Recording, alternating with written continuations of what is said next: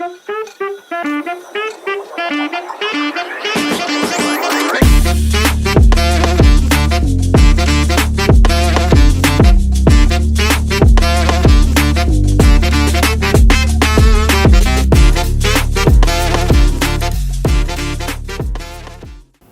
हम एक ऐसे मसले पे बात करने वाले हैं जो हर पाकिस्तानी की ज़िंदगी पे असर डाल रहा है। जी हाँ, महंगाई। पाकिस्तान में महंगाई जो है वो एक रोलर कोस्टर की तरह है, कभी ऊपर कभी नीचे, ज़्यादातर ऊपर ही रहती है। जैसे कि हम गोल्ड की प्राइस ही देख लें, एक तोले की प्राइस पिछले 5 सालों में तकरीबन कोई 1,50,000 रुपए से इस वक्त 3 लाख क्रॉस कर चुकी है। तो इसी तरह मैंने आज अपने एक दोस्त, खास दोस्त फैसल शाह को बुलाया अपने पास, जिनसे मैं यही डिस्कशन करना चाहता हूँ कि अगर यही हालात रहे मुल्क के तो ये मुल्क कैसे आगे जाएगा और हमारी आने वाली नौजवान नस्ल कैसे इस जगह पे सर्वाइव कर पाएगी। तो फैसल, क्या हाल है आपका? अल्हम्दुलिल्लाह, आप कैसे हैं? अल्लाह का शुक्र है। फैसल, हम आज जिस बारे में बात करने वाले हैं वो है महंगाई। महंगाई का आपको ही पता है, मुझे भी पता है कि हर बंदा इस चीज़ को फेस कर रहा है, चाहे वो जितना अमीर हो जितना गरीब हो। हमारे मुल्क में आए दिन महंगाई बढ़ती जाती है। आपका इस पे क्या ओपिनियन है, कैसे इस महंगाई को टैकल किया जाए? देखिए, इसको टैकल करने के बहुत सारे तरीके हैं, लेकिन हमारी जो मौजूदा या इससे पहले जो हुकूमतें गुजरी हैं वो इस चीज़ पे कभी उन्होंने इतना ज़्यादा फोकस नहीं किया। आवाम के बारे में हर कोई उतना ज़्यादा नहीं सोचता। और दूसरा मसला ये आ जाता है ना कि जब तक एक आवाम से, मतलब एक गरीब आदमी उठ के ऐवान तक नहीं जाएगा तो मुझे नहीं लगता कि इसका हल कुछ हो सकता है। जैसे आपने बात की कि गरीब आदमी उठ के ऐवान तक नहीं जाएगा, लेकिन ऐवान तक जाने के लिए तो पैसे की ज़रूरत है। गरीब आदमी को कहाँ से लाएगा? लेकिन सारी चीज़ पैसा भी नहीं होती। आपके साथ आवाम की जब सपोर्ट होती है तो वही आपके लिए पैसा भी है, आपका सब कुछ है। पैसे की ज़रूरत तो उन्हें होती है ना कि जो जिनके साथ आवाम की सपोर्ट इतनी ज़्यादा नहीं होती। आपकी बात बिल्कुल ठीक है। आप भी अपनी लाइफ के एक स्ट्रगलिंग फेज़ में हैं, मैं भी अपनी लाइफ के एक स्ट्रगलिंग फेज़ में हूँ। हम आए दिन जब भी कोई चीज़ लेने जाते हैं, जैसे कि मैं आपको बताऊँ, मैं रिसेंटली गोल्ड के प्राइसेस चेक कर रहा था। 3,80,000 रुपये एक तोले के लिए, जो मतलब कुछ साल पहले मैंने 2 लाख पे खरीदा था, अब वो 3,80,000 रुपये। कंस्ट्रक्शन की तरफ आप जाएँ तो जो आपको एक सरिया मिलता था, एक टन जो है आपको 80,000 का, लाख रुपए का। मैं अपने घर की कहानी है, जब मेरा घर बना रहा, अब वही लोहा जो है आपका 2 लाख क्रॉस कर भी चुका है। यही है ना कि जैसे आप कोई भी आम रूटीन की जो आपकी चीज़ें हैं वो लेने चले जाते हैं तो उनके भी आज रेट और होंगे, कल और होंगे। इनफैक्ट सब्ज़ी मंडी का बताते हैं कि वहाँ बहुत ज़्यादा सस्ती चीज़ें मिलती हैं, लेकिन वहाँ की चीज़ें भी उनका ये हिसाब है कि जैसे स्टॉक एक्सचेंज के पॉइंट्स डेली अप डाउन होते रहते हैं ना, यही सीन उधर का भी है कि रेट एक जगह पे स्टेबल नहीं होता आपका। और हमारी आवाम भी माशाल्लाह से जब आलू सस्ते हों उसे बिरयानी में डाल लेंगे, और जब महंगे हों तो फेसबुक पे उसकी तस्वीर डाल देंगे कि जी ये चीज़ महंगी हो गई। लेकिन उन्हें लगता है कि शायद हमारे यहीं पे बस एक पोस्ट कर देने से, या किसी ने महंगाई के बारे में कोई बात की हुई है उसी को शेयर करके वो सोचते हैं कि हमने अपना हक अदा कर दिया, लेकिन मुझे नहीं लगता ऐसा। तो आपको क्या लगता है, इसका कौन सा पब्लिक फोरम है जहाँ आप ये जाके इस चीज़ की कंप्लेंट कर सकते हैं, इस चीज़ को बेहतर कर सकते हैं? मेरे ख्याल से तो जो एक इलाके का डिप्टी कमिश्नर है उसे पहले तो रेट्स पे फोकस रखना चाहिए कि कई लोग हैं वो जो कीमतें आती हैं उनमें वो थोड़ी हेर फेर करते हैं। लाइक आपकी रेट लिस्ट सामने नहीं लगी होती, वो अगर एक चीज़ 10 रुपये की ला रहे हैं, वो 20 की सेल कर रहे हैं, उन्हें पूछने वाला कोई नहीं है। डीसी साहब भी होते हैं, वो कभी महीने में या 6 महीने में एक दफ़ा चक्कर लगा लिया, उसके बाद वो आराम से अपने एसी वाले कमरे में बैठे होते हैं, उनको परेशानी नहीं होती। तो जैसे आपने डीसी साहब की बात की, डीसी साहब तो अपने तरह से रेट लिस्ट भी निकाल देते हैं, उनकी टीम उसको इम्प्लीमेंट भी करवा लेती है। आते साथ वो आपके पास जब भी नई रेट लिस्ट आती है, आपको दुकानों पे उनके चक्कर भी नजर आते हैं। लेकिन उस आवाम का क्या करें जो उनके जाने के बाद अपनी प्राइसेस वापस चेंज कर देती है? कुछ तो वो खुद करते हैं और कुछ ये करते हैं कि डीसी से नीचे का जो अमला होता है ना, उनके साथ वो कुछ ना कुछ डील करके और उस रेट लिस्ट को साइड पे रखते हैं और अपनी मर्ज़ी के रेट्स लगा देते हैं। लेकिन मसला तो फिर वही आवाम का ही आ गया ना। आवाम अगर मसलों में है तो आवाम की वजह से। बिल्कुल ऐसा ही है, जब तक हम खुद नहीं ठीक होंगे हमारे मसाइल ठीक नहीं होंगे। आपकी वही वाली बात है। मैं आपको एक बात कहूँ कि कोई हम हुक्मरानों की बात करते हैं, हमारे काफ़ी ज़्यादा फेमस पॉलिटिशियंस हैं, वो आते हैं जाते हैं, इलेक्शन होते हैं, लेकिन वो कोई पॉलिटिशियन तो आके इनको नहीं कहता कि आप ये प्राइस रखें, या इनको कहता है कि आप 20 रुपये महंगा करके मुझे भिजवा दीजिएगा। वो तो नहीं कहता। ये तो हमारे आवाम के मसले हैं। हमारे यहाँ पे आए दिन मस्जिदों के लिए, काफ़ी ज़्यादा जगहों के लिए डोनेशन कलेक्ट होता है, लेकिन उनके तक तो पहुँचता नहीं। जैसे आपने बात की कि गोल्ड महंगा हुआ, कंस्ट्रक्शन का सामान देखा जाए।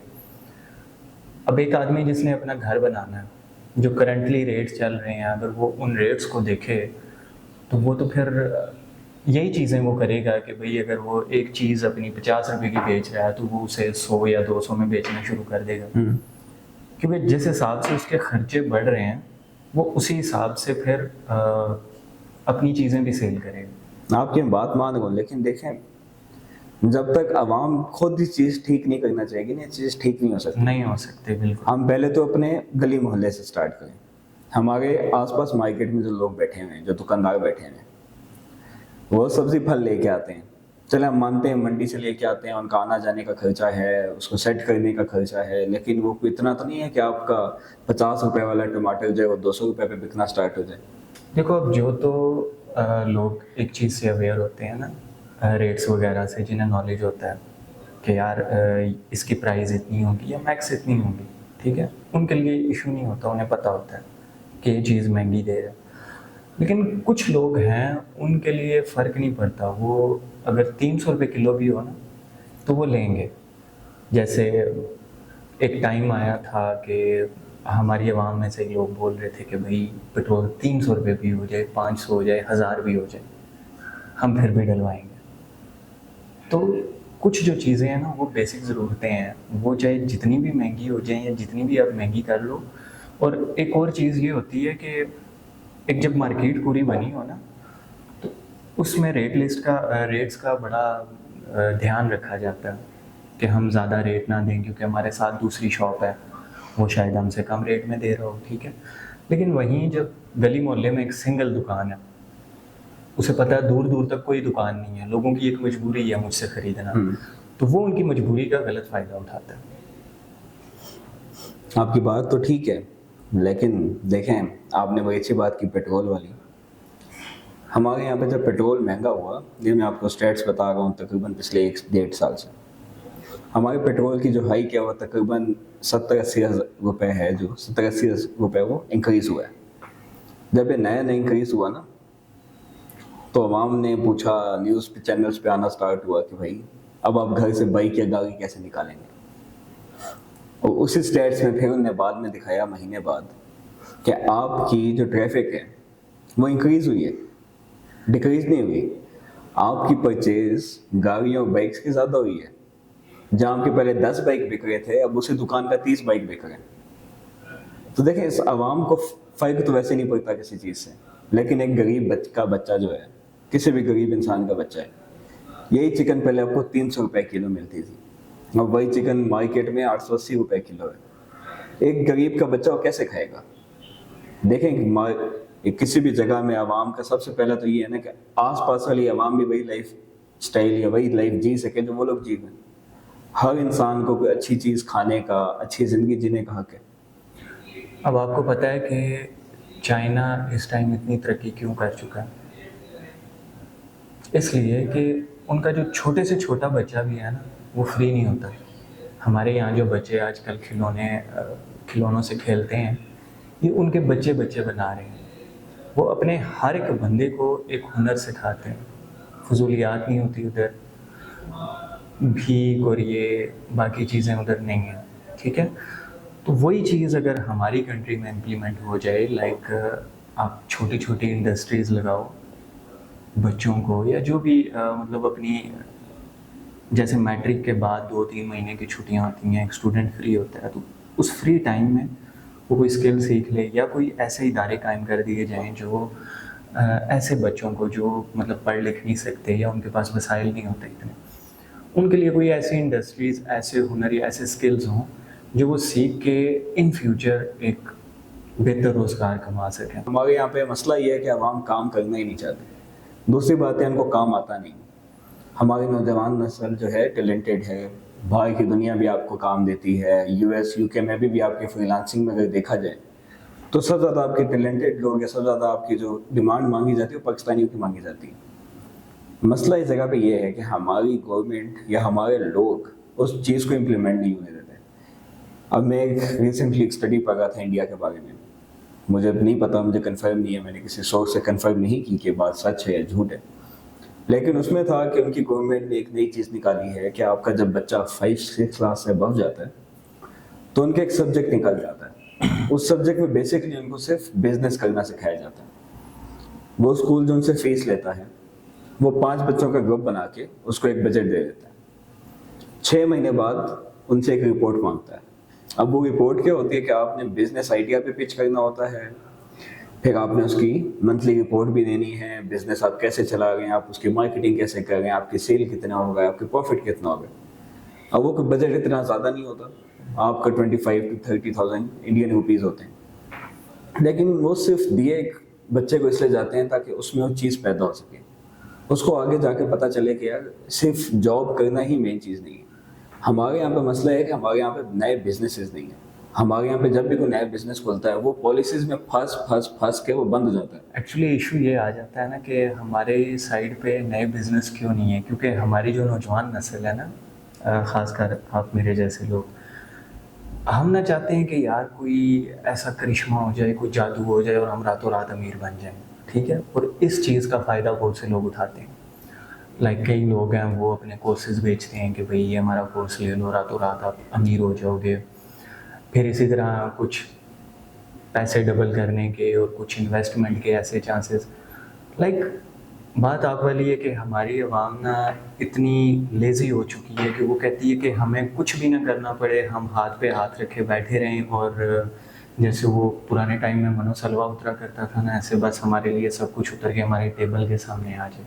वो भी तो अल्लाह ने नाशुक्री की वजह से ले लिया था। अब ऐसा तो पॉसिबल नहीं है, मेहनत तो करनी पड़ती है। जब आप मेहनत करोगे तो अल्लाह भी आपका साथ देगा, वो भी आपकी मदद करेगा। लेकिन आप ऐसे हाथ पे हाथ रख के बैठे सिर्फ दूसरों को ब्लेम करते रहो कि नहीं उसने भी गलत किया, इसने भी गलत किया, हालांकि खुद अपने आप को कोई नहीं देखता कि भाई हम खुद कितने ठीक हैं। मैंने यहीं पे पाकिस्तान में कई ऐसे लोग देखे हैं जो उन्हें बाहर जॉब की ज़रूरत ही नहीं पड़ती, बाहर किसी कंट्री में जाने की ज़रूरत ही नहीं पड़ती, वो यहाँ पे बैठे हुए इतना अर्न कर रहे हैं। क्यों? क्योंकि उनके पास स्किल्स हैं। वही स्किल्स अगर कोई दूसरा बंदा भी सीखता है तो वो भी अर्न कर सकता है।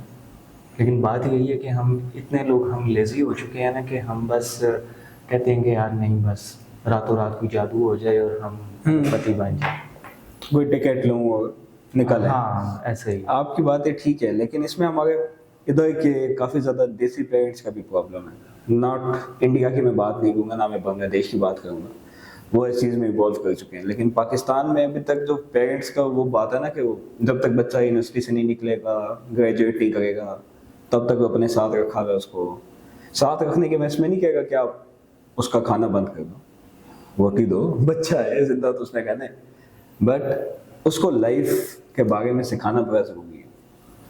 वो जब बच्चा ग्रेजुएशन के बाद निकलता है ना, सॉरी टू से बट हमारा एजुकेशन सिस्टम भी बहुत ही कोई शानदार सिस्टम है। वो ऐसा सिस्टम है जिससे आप स्किल्स तो दे नहीं गए, सिर्फ किताबों में घुसा घुसा के बस उनको निकाल देते हैं। एक डिग्री 4 साल बाद दे देते हैं कि भाई आप जाओ, आप अब जॉब करो। इससे भी ज़्यादा जो मेन इशू है ना वो ये कि हमारे जब एक बच्चा स्कूल जाना शुरू होता है उसके माइंड में एक चीज़ डाल दी जाती है कि यार 5th पास कर लो, 8th पास कर लो, 10th पास कर लो, वो तो नहीं सुना है, हलवा है उसके बाद। लेकिन फिर आपकी कॉलेज लाइफ शुरू होती है, कॉलेज के बाद यूनिवर्सिटी, और यूनिवर्सिटी के बाद बस आपके माइंड में एक चीज़ डाल दी जाती है कि ये आप पढ़ रहे हो सिर्फ जॉब के लिए। हालांकि वो चीज़ जॉब के लिए नहीं है, जॉब के लिए आपके पास स्किल होनी चाहिए, एजुकेशन भी ज़रूरी है। लेकिन स्टार्टिंग से हमारी नौजवान नस्ल के जो माइंड है ना वो इस तरह का बना देते हैं कि यार तुमने बस जॉब करनी है। बहुत कम मतलब कह लो कि 5 to 10% ऐसे लोग होंगे जो अपने बच्चों को मोटिवेट करते होंगे बिजनेस के लिए। अब लोगों का एक माइंड ये भी बना हुआ है कि यार बिजनेस करने के लिए ना बहुत ज़्यादा इन्वेस्टमेंट चाहिए होती है। ऐसा भी नहीं है। जब आप एक इरादा करते हो ना, जैसे आप एक पठानों की एग्जांपल ले लो, कि उनके अगर छोटे से छोटे बच्चे को भी देखो ना, तो वो कोई ना कोई चीज़ सेल कर रहा होगा। ऐसा नहीं कि वो कहीं बैठ के मांग रहा होगा या कुछ। ये बात ठीक है। काफ़ी ज़्यादा बिजनेस हमारी नौजवान नस्ल इस वक्त कर भी रही है, जैसे अमेजोन का हो गया, शॉपिफाई का हो गया। बहुत कम इन्वेस्टमेंट है। कुछ बिजनेस में तो आप किसी के साथ पार्टनरशिप कर लो तो इन्वेस्टमेंट भी नहीं है आपकी। आपने यहीं से सामान बाहर से लिस्ट करना है, वो ऑर्डर है तो वहीं से आपने डिलीवर करा देना, आपके पास कोई पैसा नहीं। आपने सिर्फ बैठ के प्रॉफिट कमाना है अपना। मैं आपको बताऊं, मेरी अपनी लाइफ में मैंने ओ लेवल्स में जॉब स्टार्ट की थी। मैं कोई जॉब करने का शौक नहीं था, और ओ लेवल्स में था। I was 16 years old boy. और जो मेन चीज़ थी सिर्फ ये थी कि मुझे डिज़ाइनिंग, वीडियो एडिटिंग, इस चीज़ का शौक था। मैं उस चीज़ में घुस गया, करता रहा। काफ़ी टाइम में लोगों के लिए मुफ्त काम करता रहा। मुझे पता ही नहीं था कि उस चीज़ से पैसा कमाया जाता है, जो बड़ी सीधी बात है। लेकिन एक टाइम आया जब मैंने देखा कि यार अब चीज़ की ज़रूरत है, मुझे भी है, घर वालों को भी है, काफ़ी ज़्यादा है। फिर मेरे पास एक बंदे ने मुझे, काफ़ी ज़्यादा लोग मेरे से लोगोस बनवाते थे, छोटी छोटी वीडियोस बनवाते थे, पैसे नहीं देते थे। मुझे चीज़ का आइडिया नहीं था कि पैसे मिलते हैं। मेरे से एक बंदे ने काम करवाना था, एक लोगो बनवाना था, छोटे से उसके वीडियो के क्लिप्स थे, वो कंबाइन करके देने थे। बहुत छोटा काम था। मतलब आप अच्छे कोई अगर आपके थोड़ा बहुत एक्सपीरियंस है तो आपको आधा घंटा लगेगा। मेरे से उस बंदे ने सारे सवालों के बाद एक सवाल पूछा, कितने पैसे लेंगे? तो मुझे समझ आ गई। मैंने कहा ये तो काम पैसा भी दे सकता है। जब मुझे ये चीज़ समझ आई तो मैंने उस स्किल को ज़्यादा इन्हेंस किया। मैंने उस पर ज़्यादा काम किया। मैंने उस स्किल में काफ़ी ज़्यादा और चीज़ें सीखी। डिज़ाइनिंग में जाके लोगोस तो चले हम मोस्टली लोग बनाते हैं, मैं यूआई यूएक्स की तरफ चला गया, सोशल मीडिया पोस्ट की तरफ चला गया। मतलब जितनी उसकी ज़्यादा कैटेगरीज थी, आपकी ब्रांडिंग की, आपके प्रोडक्ट की, पैकेजिंग की, सारी मैंने चीज़ें सीखी। वीडियो एडिटिंग में भी ये एनिमेशन वगैरह, 3D सब कुछ मैंने सीखा। अच्छा। तो लेकिन मैंने कोई पैसे के लिए तो नहीं सीखा था। काम तो सिर्फ शौक का था ना। अब आगे बात, जब मैंने डिग्री करने की बात आई तो मेरा एक्सपीरियंस भी था, मुझे नॉलेज भी था, तो मुझे पता था कि मैंने क्या सिलेक्ट करना है, क्योंकि उस चीज़ में मुझे शौक भी था। मुझे काम करते हुए खुशी भी मिलती थी, पैसा भी मिलता था। एक बात ये भी है ना कि जैसे कुछ लोग हैं वो एक स्किल सीखी, लाइक फॉर एग्जांपल आपने ड्राइविंग सीखी, बस उसी पे आपने पूरी ज़िंदगी अपनी गुजार दी उसी ड्राइविंग पे। आजकल का जो टाइम है ना, एक तो ये कि इंसान को टाइम टू टाइम अपग्रेड रहना चाहिए। लाइक अगर आप थोड़े पुराने टाइम की बात करो, तो उस टाइम पे जो कैमरे होते थे उनमें एक रील बढ़ती होती थी। उससे भी पहले चले जाओ और सिस्टम था। अब जो लोग उस टाइम पे मतलब उन कैमरास को यूज़ करते थे और उन्होंने ख़ुद को टाइम के साथ अपग्रेड नहीं किया, तो वो एक टाइम के बाद उनकी एक किस्म की वो जो स्किल सेट जो है वो आउटडेटेड ख़त्म हो गया। ठीक है, एक तो हमें टाइम टू टाइम अपग्रेड रहना चाहिए चीज़ों के साथ, जो भी आपकी फील्ड है, जो भी आपका प्रोफेशन है उसके साथ। दूसरा, कभी एक स्किल पे ना आप कभी ना रहो। मेरे ख्याल से जैसे अब मैं खुद हूँ, मेरे पास 3 से 4 स्किल्स हैं। अच्छे बुरे टाइम का कोई पता नहीं होता। एटलीस्ट अगर आपके पास एक स्किल की जॉब नहीं है, आप दूसरी स्किल के साथ ट्राई कर सकते हो, तीसरी के साथ, चौथी के साथ, एटलीस्ट किसी एक से तो मिलेगी ना।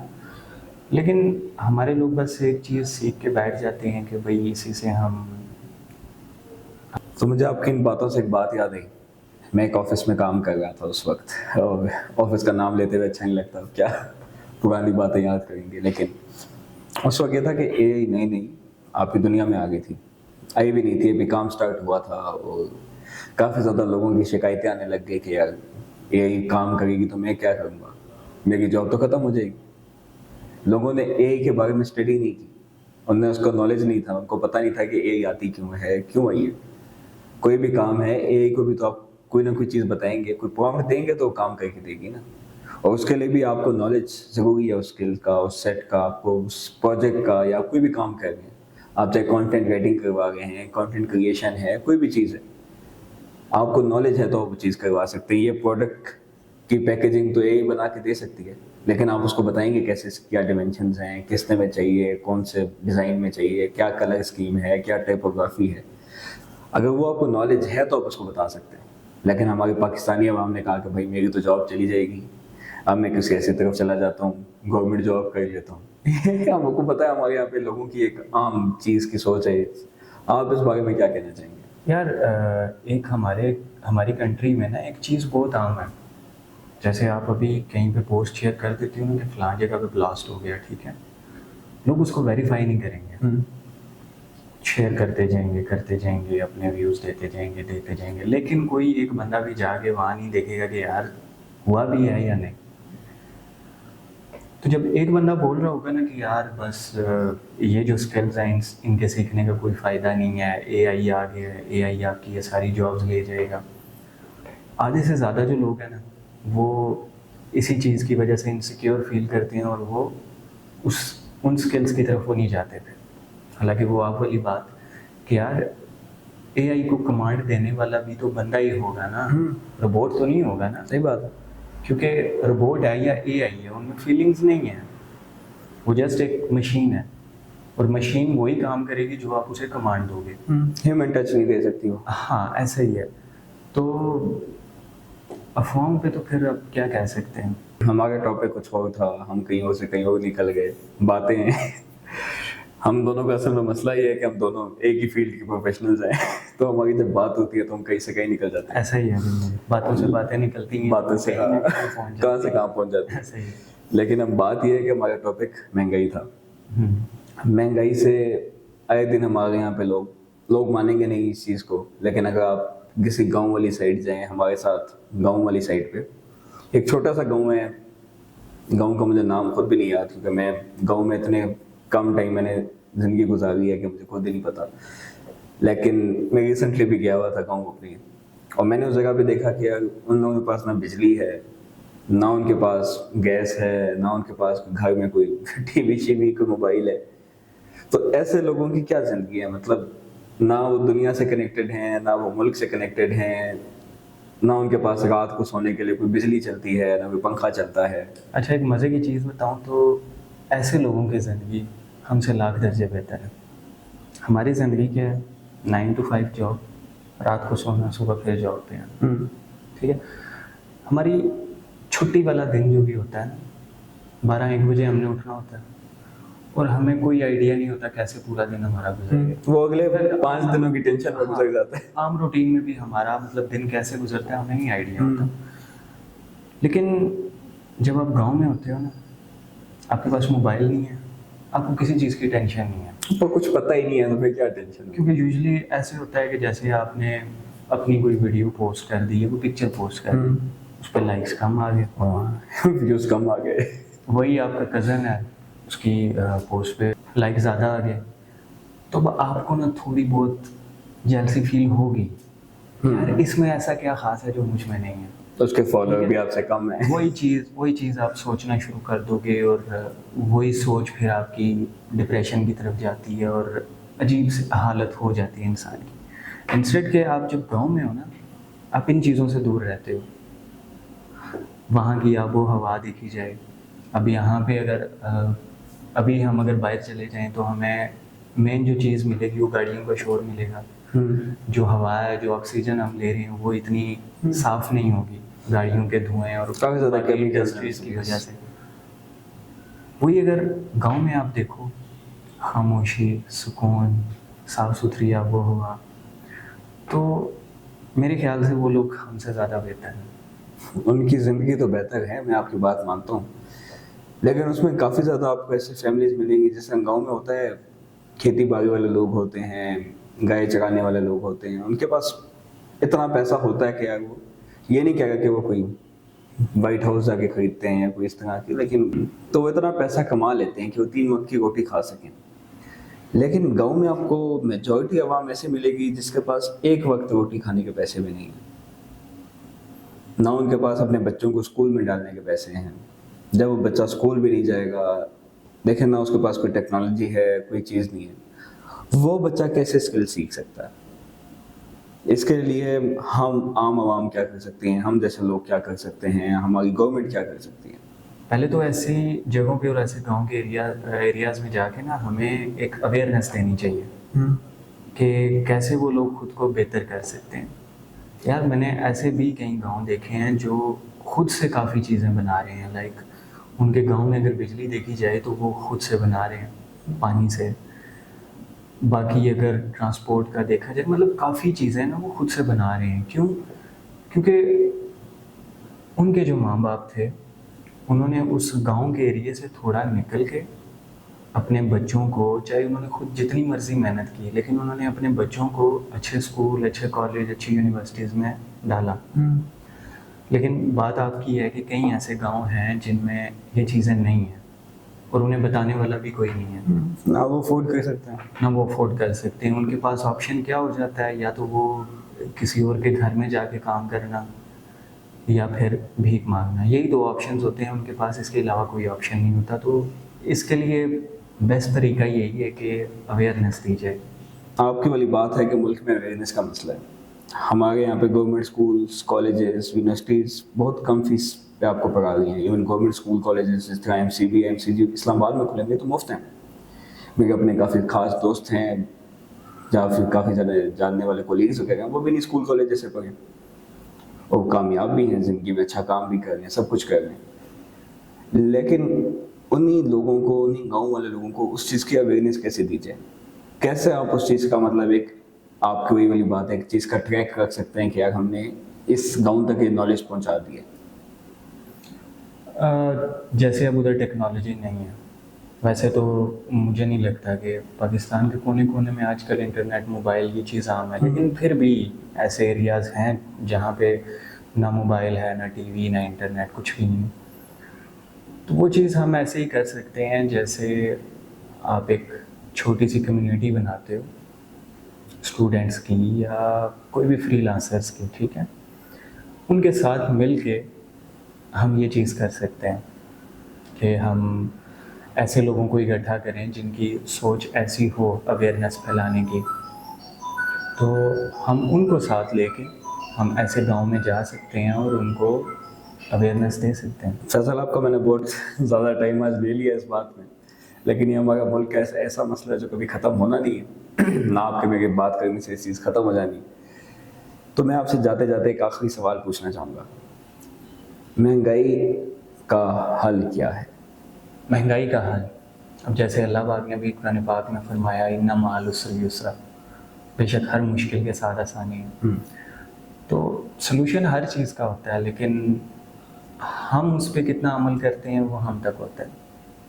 अब एक सिंगल बंदे के लिए बहुत मुश्किल हो जाता है कि वो अपने एक्सपेंसेस भी पूरे करे, अपनी फैमिली के भी, स्कूल के बच्चों की फ़ीस, रेंट देना, बाकी चीज़ें उसके लिए काफ़ी मुश्किल होता है। तो जैसे हमने स्टार्टिंग में बात की ना स्किल्स की या बिज़नेस की, कई ऐसे बिजनेसेस हैं, जैसे आपने अपना बताया, आपका 1 रुपया नहीं लगना, सिर्फ क्या आपके पास थोड़ी सी नॉलेज होनी चाहिए। और नॉलेज लेना भी कोई मुश्किल काम नहीं है। यूट्यूब पे आपको ढेरों वीडियोस मिल जाती हैं किसी भी टॉपिक पे, मैं आपकी जो भी बिल्कुल आपने बहुत सीखना मैं हो, आपको ठीक है? कट कर रहा हूँ फैसल, लेकिन मैं चाहता हूँ कि आप जाते जाते आवाम को ये मैसेज ज़रूर दे के जाएँ। हमारे यहाँ पे काफ़ी ज़्यादा लोग हैं जो अकेडमीज़ और कोर्सेज़ वालों को पैसे दे रहे हैं। मैंने सब ये चीज़ बहुत पुराने ज़माने स्टार्ट की थी, यूट्यूब नहीं हुआ करती थी तब, इतनी एक्टिव अच्छा, इसमें भी एक चीज़ ये है ना कि अब आप अगर किसी को एक चीज़ फ्री में सिखाओगे ना, वो उस पर उतना फोकस नहीं करेगा, सीखेगा नहीं। सही बात। रेगुलर नहीं होगा। वहीं जब उसे पता होगा ना कि मैंने इतनी अमाउंट दी हुई है, तो वो उसको रेगुलर सीखेगा भी और उस पर अमल भी करेगा। दूसरी साइड पे आ जाते हैं कुछ लोग हैं जो मजबूर होते हैं और उनमें सीखने की एक सलाहियत होती है, तो वो फिर उन्हें कहीं से भी नॉलेज मिले ना, वो ले लेते हैं।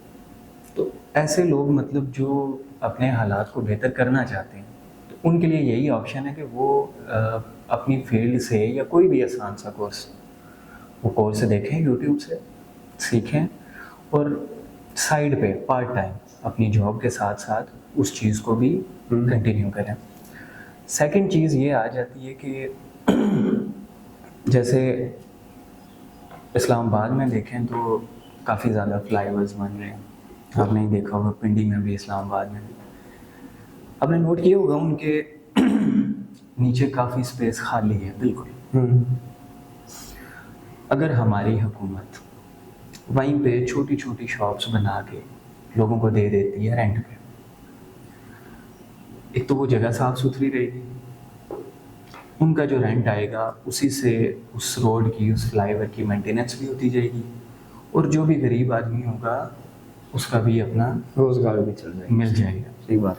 तो अगर सॉल्यूशंस पे आए तो बहुत सारे सॉल्यूशंस हैं, लेकिन बात वही है कि आपके मेरे बात करने से ये चीज़ें हल नहीं होगी। हल नहीं होंगी कभी। लेकिन चले, अच्छा लगा फैसल आपसे इतने दिन बाद मिलके ये बात करके। और महंगाई तो पाकिस्तान में बढ़ेगी, कम होगी, कोई इसका कोई कुछ नहीं कह सकता। बिल्कुल अल्लाह ऐसा ही। बेहतर जानता है। बिल्कुल ऐसा ही है, हम तो- तो सिर्फ दुआ कर सकते हैं। हाँ, दुआ से हुई है, अल्लाह से मांगना, अल्लाह को बताना, ये चीज होगी। बाकी उसके काम है वो जो अल्लाह जैसे खुद चाहे। कहता है ना कि जब तक मैं ऐसे इंसान के हालात बेहतर नहीं करता, जब तक वो खुद अपने हालात बेहतर नहीं करता। तो सही बात है, रिस्क का भी वादा उसी का है, बिल्कुल। वो उसी को पता है उसने कैसा हिस्सा करना है, कैसे करना है। तो अल्लाह के कामों में ना ही ये बात की जाए तो हम तक है कि हमारी किस्मत में जो चीज़ें लिखी हुई हैं हम उसको एक अच्छे तरीके से कमाते हैं या एक बुरे तरीके से। लिखी भी तो हुई है, है, वो लिखी भी तो हमें आपको मिलनी है, मिलना ही लेकिन है। हाँ, बिल्कुल। हमारे तक है कि हमने रास्ता कौन सा चुनना है। बिल्कुल सही बात। तो ये था हमारा आज का टॉपिक, पाकिस्तान और उसकी महंगाई। तो आपके आसपास भी काफी ज्यादा ऐसे लोग होंगे जो इस महंगाई से काफी ज्यादा सफर कर रहे हैं, काफी ज्यादा हालात उनके खराब होंगे। तो आपकी चाहे फैमिली में है, दोस्तों में है, किसी भी जगह है, उनके पास बैठें, उनको समझाएं, उनकी मदद की जाए। और खासकर हमारे आसपास जो कुछ ऐसे लोग हैं जिनके पास कोई चीज़ या कोई डायरेक्शन नहीं है, कोई तरीका नहीं है जिससे वो चीज़ चला सकें, उनको अपने साथ कोई मौका दिया जाए। क्योंकि अगर जब हम साथ होंगे और हम साथ किसी की मदद करेंगे, उसी तरह हमारा मुल्क आगे जाएगा और उसी तरह हमारी नौजवान नस्ल जो है वो कामयाब होगी। Thank you so much.